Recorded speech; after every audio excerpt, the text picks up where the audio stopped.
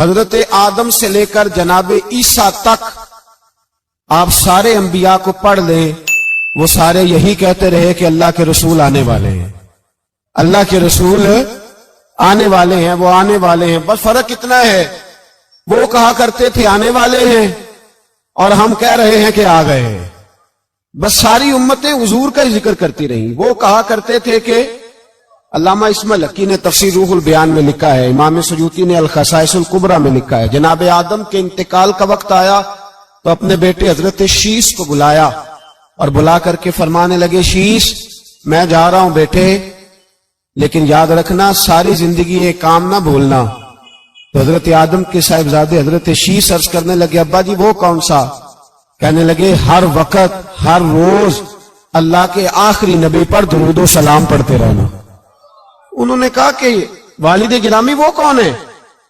تو حضرت آدم کہنے لگے، جب اللہ کریم نے میرے اندر روح پھونکی تھی تو میں نے جنت کے درختوں اور پتوں پر لکھا دیکھا تھا لا الہ الا اللہ محمد رسول اللہ صلی اللہ علیہ وسلم۔ ہر پیغمبر نے، ہر رسول نے، آپ دیکھیے نا حضرت ابراہیم نے کعبہ بنایا۔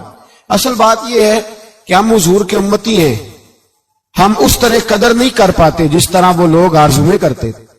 حضرت ابراہیم نے کعبہ بنایا، اللہ کا گھر، اللہ کا گھر۔ یہاں جو آدمی اپنے سگے بیٹے کو بھی گھر بنا کے دیتا ہے، وہ بھی اپنی بہو کو کہتا ہے میں نے بنا کے دیا، حالانکہ اپنے بیٹے کو دیا ہے۔ وہ بھی پوتوں کو کبھی کبھی بلا کے کہتا ہے تمہارے باپ نے کیا کمایا، میں نے دیا ہے۔ لوگ عادی ہیں، لیکن میرے عزیز حضرت ابراہیم نے اللہ کا گھر بنایا، اور جب بنا رہے تھے تو انداز یہ تھا کہ حضرت اسماعیل پتھر اٹھا کے لاتے تھے اور جناب ابراہیم خانہ کعبہ کی دیواریں بلند فرماتے تھے۔ اس عالم میں جب بنا چکے تو عرض کرنے لگے یا اللہ کعبہ میں نے بنا دیا ہے، اسے آباد کرنے والا رسول بھی عطا فرما دے۔ ربنا وابعث فیہم رسولا، یا اللہ وہ رسول ہمیں عطا فرما جو بڑی شانوں والا ہے۔ سارے انبیاء، حضرت سیدنا عیسیٰ علیہ السلام کہ کچھ امتی کہنے لگے عیسیٰ مردے زندہ کر دیتے ہو، کوڑوں کو شفا دے دیتے ہو، اے عیسیٰ آپ کا ہاتھ لگ جائے تو اللہ بڑے سے بڑے برس کے مریض کو بھی شفا دے دیتا ہے، لگتا ہے سب سے زیادہ شان والے آپ ہی ہو۔ تو حضرت عیسیٰ کہنے لگے نہیں، وَمُبَشِّرٌ بِرَسُولٍ يَأْتِي مِن بَعْدِهِ اسْمُهُ احمد، فرمایا شان والا تو وہ ہے جس کی میں تمہیں خوشخبری دینے آیا ہوں، وہ میرے بعد آئے گا اور اس کا نام احمد ہوگا، وہ اس کی میں تمہیں خوشخبری دینے آیا ہوں۔ میرے بھائی، میرے رسول کریم سید عالم صلی اللہ علیہ وسلم کے بارے میں ہر نبی، ہر پیغمبر، ہر رسول یہ کہتے آئے وہ آنے والے ہیں، اور ہم کیا کہہ رہے ہیں؟ وہ ہم کیا کہہ رہے ہیں؟ فرق اتنا ہے، وہ کہا کرتے تھے آنے والے ہیں، اور ہم کیا کہتے ہیں؟ ہم کہتے ہیں آ گئے ہیں۔ عید میلاد النبی ہے، کیا سہانا نور ہے، دیکھو آ گیا وہ نور والا جس کا سارا ہی نور ہے۔ ہم یہ کہہ رہے ہیں کہ وہ آ گئے، بڑی عزت والا، بڑی شان والا۔ رب کریم بڑے بلند حوصلے والا ہے، وہ کسی کو جتلاتا نہیں کوئی شے دے کے، وہ نہیں جتلاتا، اس کو جو نہیں مانتے انہیں بھی روٹی دیتا ہے۔ جس نے ساری عمر نماز نہیں پڑھی اللہ نے اسے بھی بچے عطا فرمائے، اس نے ساری زندگی نافرمانی کی رب نے اسے بھی نعمتیں دی، کسی نعمت پر احسان نہیں جتلایا، لیکن فرمایا میرے نبی کے غلاموں ذرا ہوش سے رہنا، ذرا ہوش سے۔ ساری زندگی برادریوں پر ہی فخر کرتے رہے ہو، ساری زندگی بینک بیلنس اور جائیداد اور مال پر ہی تم نے فخر کیا ہے، فرمایا ایک فخر والی چیز میں تمہیں دے رہا ہوں، اور میں تمہیں بتا رہا ہوں لقد من اللہ علی المؤمنین اذ بعث فیہم رسولا۔ اور یار اس پہ کبھی غور تو کرو، اس پہ کبھی غور تو کرو، احسان جتلانا کوئی چھوٹی سی بات ہے؟ اور پھر مالک جس کے حوصلے پر کوئی کلام ہی نہیں کر سکتا، وہ مالک احسان جتلا کے تجھے کہتا ہے او مسلمان تو چھوٹا سمجھتا ہے، تو شاید ہلکا جانتا ہے، ہوش کر اور اپنے اندر کے مصطفیٰ کریم کے اس غلام کو بیدار کر۔ رب فرماتا ہے میں نے تمہارے اوپر بڑا ہی احسان کیا ہے، میں نے بڑا ہی احسان کیا۔ یا اللہ کیا؟ فرمایا اس بعث فیہم رسولا، میں نے تمہیں اپنا شانوں والا رسول عطا کیا ہے۔ دل کا دریچہ باز کرنا چاہیے، اور یا رسول اللہ جن کا تو آقا ہے ان کو ناز کرنا چاہیے۔ اب تھوڑا مسلمان ہونے پہ بھی فخر کرو، کبھی کوئی پوچھے تو اسے بتایا کرو ہم رسول اللہ کے غلام ہیں، یہ بھی ہماری برادری ہے اور یہ سب سے بڑی برادری. اس برادری کے اندر بھی لوگوں کو لائیں. آپ کو پتہ ہے میلاد انقلاب کا نام ہے. میلاد جب تک نہیں ہوا تھا تو بیٹیاں زندہ دفن ہوتی تھیں. آپ علماء سے یہ سن تو لیتے ہیں پر ذرا اس معاشرے کی بے حسی تو دیکھو. بیٹی جان ہوتی ہے باپ کی, بیٹی رونق ہوتی ہے گھر کی. ایک آدمی کے 11 بیٹے ہیں تو مجھے ایک دفعہ کہنے لگا دعا کریں اللہ مجھے بیٹی بھی دے. تو میں نے کہا 11 بیٹے ہیں, کہنے میری تو منجی نو رونا بھی کسے نہیں, بیٹے تو نہیں یہ کام کرتے. دعا کریں اللہ بیٹی دے, میری چارپائی کے پاس تو کوئی بیٹھے. او بھائی بیٹی جو اتنے وقار والی ہوئی تو آپ پڑھیے نا, حضرت داہیہ کلبی کہتے ہیں میں موجود تھا جب وہ شخص آیا تھا. لوگ 12 ربیع الاول کے اس معاملے کو معمولی واقعہ سمجھنے لگے. نہ بھائی ہم تمہیں پیغام دے رہے ہیں یہ معمولی واقعہ نہیں. حضرت داہیہ کلبی کہتے ہیں اس شخص نے آ کے عرض کی یا رسول اللہ صلی اللہ علیہ وسلم میں نے 100 بچی زندہ دفن کی ہے, زندہ دفن. اور کہتے ہیں میری اپنی بیٹی, میں سفر پہ تھا تجارت پہ تو میرے پیچھے سے میرے گھر میں بیٹی ہو گئی. میری بیوی نے اپنے میکے جا کے چھپا دی.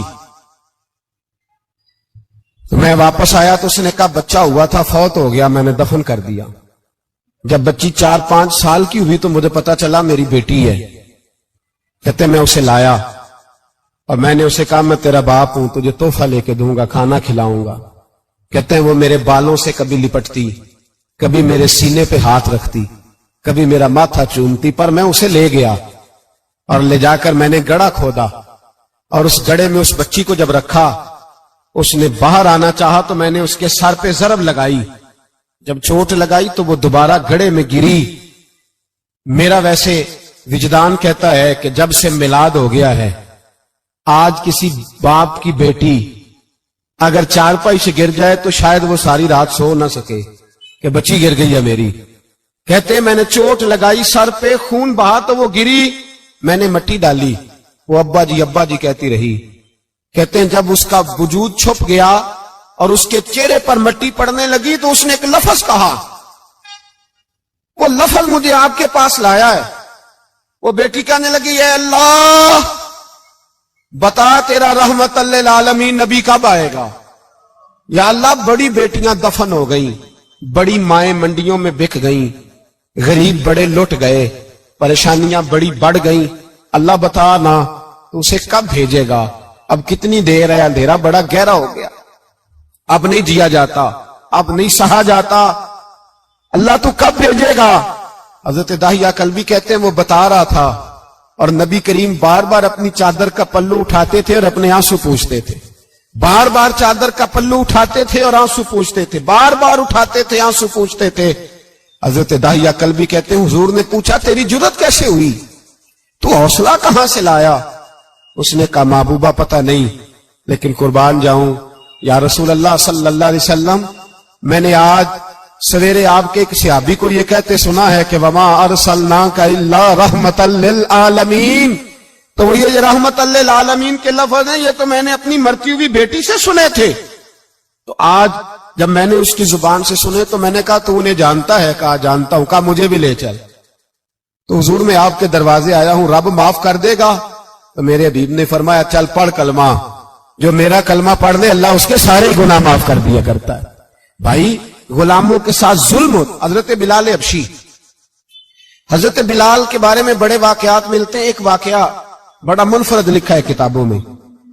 حضرت بلال سے لوگوں نے کہا آپ نبی پاک سے متاثر کیسے ہوئے. تو جناب بلال کہنے لگے میں زیادہ لوگوں کو مکے کے لوگوں کو جانتا ہی نہیں تھا, چونکہ میری ڈیوٹی تھی گھر میں کام کرنے کی اور مجھے سخت سزا ملتی تھی امیہ بن خلف کی طرف سے. بلکہ تحقیق یہ ہے کہ یہ عبداللہ بن جدان کے غلام تھے. امیہ بن خلف نے تو جب انہوں نے کلمہ پڑھا تو پھر خریدا. عبداللہ بن جدان کہنے لگا میں فارغ نہیں, آپ لے لیں, آپ اس کو سزائیں دیں. تو کہتے میں ان کے گھر میں ہوتا تھا تو میں تو زیادہ لوگوں کو جانتا ہی نہیں تھا, کبھی مجھے موقع ہی نہیں ملا تھا باہر نکلنے کا. ہماری غلاموں کی کوئی زندگی نہیں ہوتی.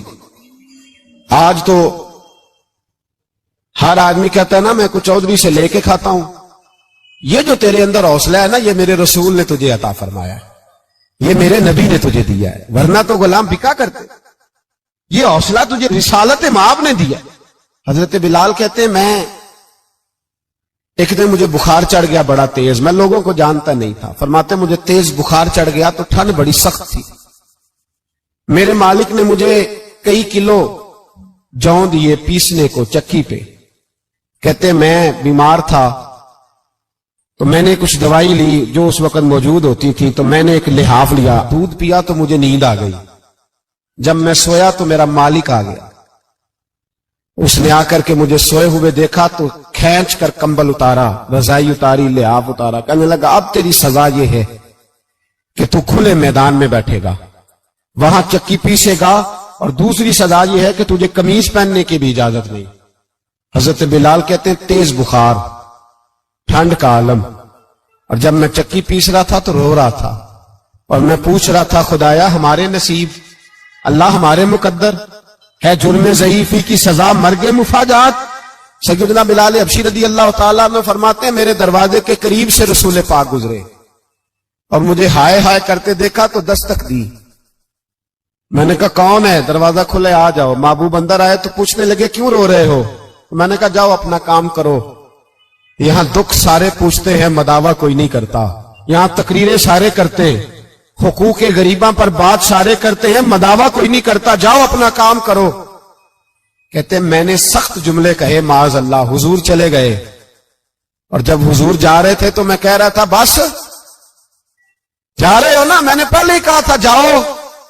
کہتے ہیں قربان جاؤں، تھوڑی دیر گزری تو اللہ کے رسول کے ہاتھ میں گرم دودھ کا پیالہ تھا، کھجوریں تھی، حضور تشریف لائے اور کریم رسول نے مجھے کھجوریں دی، دودھ پلایا اور کہا چل جا کمبل میں بیٹھ جا۔ تو میں نے کہا چکی کون پیسے گا، وہ تو بڑا مارے گا۔ کہتے ہیں لوگوں اس نبی کا میلاد اور معراج بھول نہ جانا، اس رسول پاک کی محبتوں میں کمی نہ آنے دینا، اس محبوب کا نعرہ ساری دنیا میں لگا دینا۔ فرماتے ہیں میرے حبیب کے میں قربان جاؤں، مصطفیٰ کریم نے فرمایا تو بیٹھ رضائی میں اور آج تیرے حصے کی چکی میں پیسوں گا۔ کہتے ہیں ساری رات حضور چکی پیستے رہے، ساری رات۔ سویرے میں اٹھا اور میرے حبیب پاک نے مجھے وہ سارا کچھ دیا اور خود چلے گئے۔ اگلی رات پھر آئی تو حضور پھر آ گئے، مجھے پھر رضائی میں لٹایا، دودھ پلایا اور ساری رات چکی پیسی۔ کہتے ہیں بس تیسرے دن حضور چکی پیس کے جانے لگے تو میں نے قدم تھام لیے، میں نے کہا بیبا دنیا ساری جھوٹ بولتی ہے، زمانہ سارا غلط کہتا ہے، جو غلاموں کے حصے کا کام کرے وہ اللہ کا سچا رسول ہوا کرتا ہے۔